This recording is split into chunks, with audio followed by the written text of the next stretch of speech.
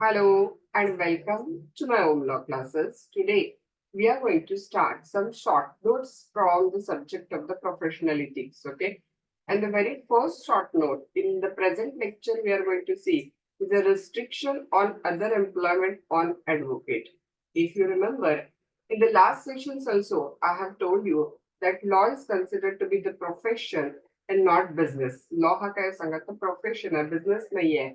आणि याचं एक महत्वाचं रिझन किंवा ह्याचा एक महत्वाचा कॉन्सिक्वेन्स पण म्हणू शकतो आपण त्याला, हे आहे की लॉ मध्ये जेव्हा आपण आपलं प्रोफेशन चालवत असतो त्यावेळेला आपलं जे प्रायमरी मोटिव्ह असतं ते आपलं प्रायमरी मोटिव्ह प्रॉफिट गेन करणं नाहीये, तर आपलं प्रायमरी मोटिव्ह काय सांगा तर सर्व्हिस आहे.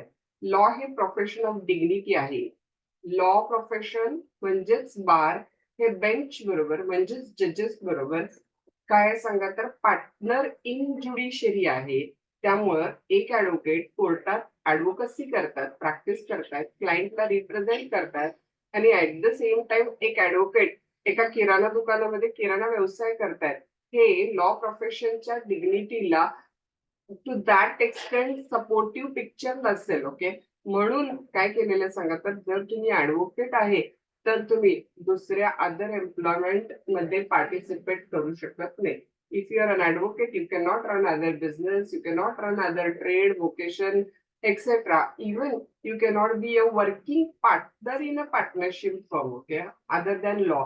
हा फक्त एवढं आहे की जर तुम्ही एखाद्या पार्टनरशिप फर्म मध्ये तुमचे पैसे लावलेले आहेत आणि फक्त स्लिपिंग पार्टनर असाल, तुम्ही करत काय नाही, फक्त प्रॉफिटसाठी स्लिपिंग पार्टनर असाल तर चालेल, किंवा तुमच्या फॅमिली बिझनेस मध्ये तुमचा शेअर असेल तर चालेल. पण तुम्ही तुमचा फॅमिली बिझनेस प्रत्यक्ष ऑन स्क्रीन येऊन रन करू शकत नाही. Okay, so to protect the dignity of the advocacy, to protect the dignity of the profession of the law, there are certain restrictions put on the employment of an advocate, which now one by one we are going to discuss. Now I will share the screen with you.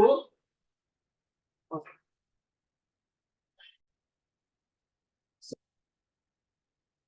So we are going to deal with the restriction on the other employments on advocate. समजून घ्या, Roman 1 introduction द्यायचा, Roman 2 restriction on other employment. Mostly short note असेल तर काही इंट्रोडक्शनचा वगैरे पण फारसा प्रश्न येणार नाही.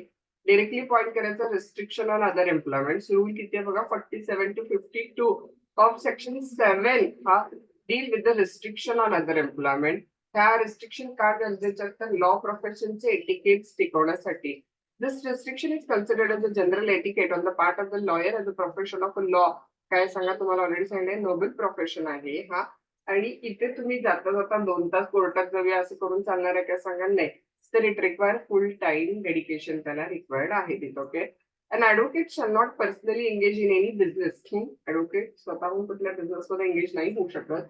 But he or she may be a sleeping partner in a firm doing business provided that in the opinion of the appropriate state bar council, the nature of business is not inconsistent with the dignity of the profession. हा advocate स्वतःहून personally business मध्ये engage नाही होऊ शकत, पण एखाद्या firm मध्ये ते स्लिपिंग पार्टनर असू शकतात. पण त्या फर्मचा पण बिझनेस लॉ प्रोफेशनच्या डिग्निटीशी इनकन्सिस्टंट असता कामा नये. नंबर 2 रिस्ट्रिक्शन काय बघा, हा advocate may be a chairman, director of the board of the director of the company with or without ordinary sitting fee, provided none of his duties are of the executive character.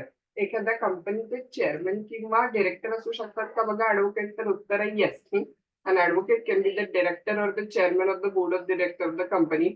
Even त्याची जी meeting fee असते ना, meeting भत्ता ज्याला sitting fee म्हणतात, ते पण ते घेऊ शकतात. पण समजून घ्या, ऍडव्होकेटच्या ड्युटीज ह्या कार्यकारी नसायला पाहिजेत, एक्झिक्युटिव्ह कॅरेक्टरच्या नसायला पाहिजेत.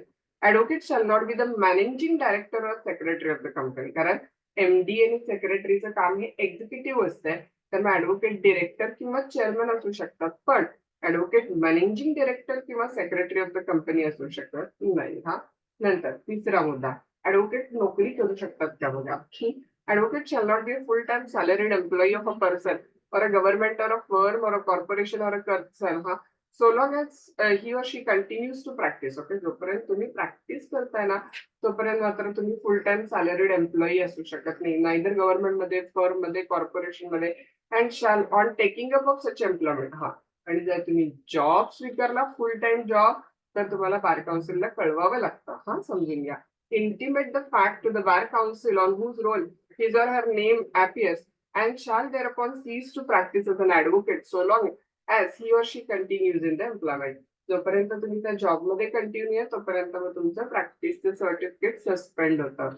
बघा ऍडव्होकेट फुल टाइम एम्प्लॉयमेंट करू शकत नाही. मग गव्हर्नमेंट असू दे, फर्म, कॉर्पोरेशन, कंपनी. पण जर त्याला एखादे फुल टाइम एम्प्लॉयमेंट जॉईन करायचे असेल तर बार काउन्सिलला कळवावं लागतं. बार काउन्सिल तेवढा काळ जोपर्यंत तो एम्प्लॉयमेंट मध्ये आहे त्याचं प्रॅक्टिस सर्टिफिकेट सस्पेंड करतात. चौथा मुद्दा, an advocate who has inherited or succeeded by survivorship to the family business may continue in it. Okay, एखादा ऍडव्होकेटला त्याच्या वडिलार्जित मिळकतीतून सक्सेशन मधून इनहेरिटन्स वारसा हक्कानं काही फॅमिली बिझनेस मिळालेला असेल ते त्याच्यामध्ये कंटिन्यू करू शकतात. पण पर्सनली प्रॅक्टिस नाही करू शकत तो बिझनेस. पार्टिसिपेट त्या बिझनेस मध्ये पर्सनली करू शकत नाही. Okay, but may not personally participate in the management. He may continue to hold a share with the other in any business which has descended to him by survivorship or inheritance or by will. Okay, provided he or she does not personally participate in the management. Okay, yes, you can continue in the business जो तुम्हाला वारसा हक्काने मिळालेला आहे, inheritance मिळालेला आहे, will मिळालेला आहे, पण तुम्ही त्यात प्रत्यक्ष पार्टिसिपेट नाही करू शकत. से फॉर एक्झाम्पल माझ्याकडे किराणा दुकान आहे. हा वारसा हक्काने त्या किराणा दुकानमध्ये शेअर मला मिळालेला आहे, पण मी किराणा दुकान चालवू शकते काय तर नाही चालवू शकत. पाचवा मुद्दा बघा, advocate may review parliamentary bill for remuneration. Okay, advocate legal मदत करू शकतात, त्यांना पार्लमेंटरी बिल्स रिव्ह्यू करू शकतात, लिगल टेक्स्ट बुक एडिट करू शकतात ऍट अ सॅलरी. डू काय करू शकतात तर press waiting for a newspaper, coach people. Advocate विद्यार्थ्यांना शिकवू शकतात for a legal examination. Set and examine the question paper set करू शकतात. Subject to the rule advertising and full time employment engage in a broadcasting, journalism, lecturing, teaching subject, both legal, non-legal, etc. Huh? Yes, this type of work you can do. Okay. कुठलं बघा, subject to the rule against advertising. स्वतःची advertisement न करता journalism, lecturing, teachering हा legal, non legal subject वरती teaching तुम्ही करू शकता. ओके, नाव सहावा मुद्दा बघा काय आलेला आहे तिथं. Nothing in this rule prevent an advocate from accepting after obtaining the consent of State Bar Council part-time employment. State Bar Council ची परवानगी घेऊन advocate part-time employment obtain करू शकतो. Provided that in the opinion of State Bar Council ती जी employment आहे ती law profession शी inconsistent नाहीये. The nature of employment does not conflict with professional work and is not inconsistent with the dignity of the law profession. Okay, this rule shall be subject to such directives, if any, as may be issued by the bar council from time to time. बाकी हे जे काही वरचे rules आपण discuss केले ते bar council वेळोवेळी alter करत राहू शकतं. सो बार काउन्सिलनं बनवलेले हे रूल्स आहेत. गॉट द पॉइंट लक्षात आले. Restrictions on the other employment of the advocate मध्ये तुम्ही काय डिस्कस करणार सांगा. नंबर 1, ऍडव्होकेट फुल टाइम कुठल्याही बिझनेस मध्ये एंगेज होऊ शकत नाही. नंबर 2, एखादा फर्म मध्ये ऍडव्होकेट स्लिपिंग पार्टनर फक्त होऊ शकतात. त्या सुद्धा फर्मचं नेचर ऑफ बिझनेस लॉ प्रोफेशनच्या डिग्निटीशी इनकन्सिस्टंट नसायला पाहिजे. ऍडव्होकेट कुठली फुल टाइम एम्प्लॉयमेंट घेऊ शकत नाही. घेतली तर तेवढा काय त्यांचं ऍडव्होकेसी सर्टिफिकेट सस्पेंड होईल. ऍडव्होकेटला फॅमिली इनहेरिटन्स वारसा हक्कानं एखादा बिझनेस मध्ये इंटरेस्ट आलेला असेल तर तो कंटिन्यू करू शकेल, पण पर्सनली त्या बिझनेस मध्ये पार्टिसिपेट नाही करू शकत. ऍडव्होकेट पार्लमेंटरी बिल वगैरे रिव्ह्यू करू शकतात, टेक्स्ट बुक लिहू शकतात, न्यूजपेपर साठी लिहू शकतात, विद्यार्थ्यांना इलिगल एक्झामिनेशन साठी शिकवू शकतात. पण हे सगळं according to the rule of state bar council असायला पाहिजे. So got the point. Here we finished out this small short note. Restriction on the other employment of the advocate. I hope you understood. If you have any doubt with this short note, you can ask me.